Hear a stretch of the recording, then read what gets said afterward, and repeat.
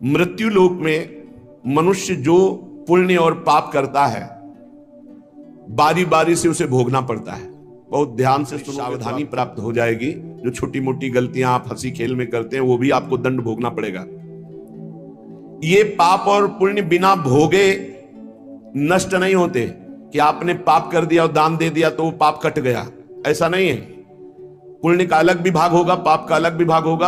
अगर काट सकते हैं तो सिर्फ भगवान काट सकते हैं। भगवान का भजन काट सकता है, दूसरा नहीं। लाखों जन्मों में जो तुमने पाप और पुण्य किया है, जो एकत्रित है, उसका नाम है संचित कर्म।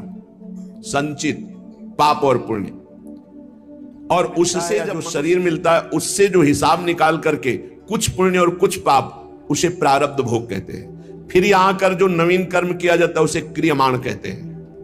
मनुष्यों के लिए जो उनका जमा हुआ पाप और पुण्य है वो अंकुरित होकर बढ़ता रहता है, ब्याज दर ब्याज।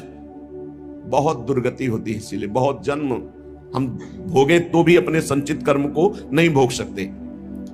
जैसे बीज मिट्टी और जल की आकांक्षा करता है तभी वो उत्तम वृक्ष रूप धारण करता है, ऐसे ही पाप और पुण्य उसे प्रेरित करके पुण्य पुनः पुण्य करवाता है। अगर पाप कर्म में रहती है तो पाप पर पाप, पाप पर पाप, और ये एकत्रित होकर वृक्ष रूप होकर समय स्थान वो निश्चित करेगा।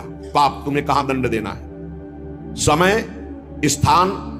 बुरी दशा आने के पहले बुद्धि बदली जाती है, उसकी बुद्धि बदल दी गई। आप ना आवे आप पर ताई तहां ले जाए, वो वहीं ले जाएगा, उसी स्थान पर मारा जाएगा, उसी स्थान पर जो दंड उसे मिलना मिलेगा। जैसे आपने छोटा पाप किया तो आपके चलते समय पैर में कांटा चुभेगा और दुख होगा।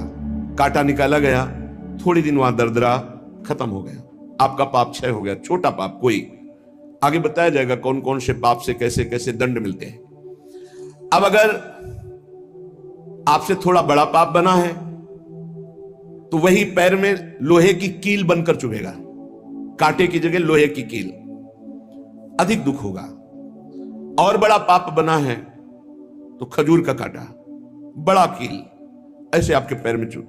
बिना पाप कर्म के कहीं भी किसी को कोई भी दुख नहीं हो सकता। सिर में दर्द होना, आजीवन पूरे जीवन सिर का रोग हो गया कि वो दर्द ही होगा, 2-4 दिन में 10 दिन।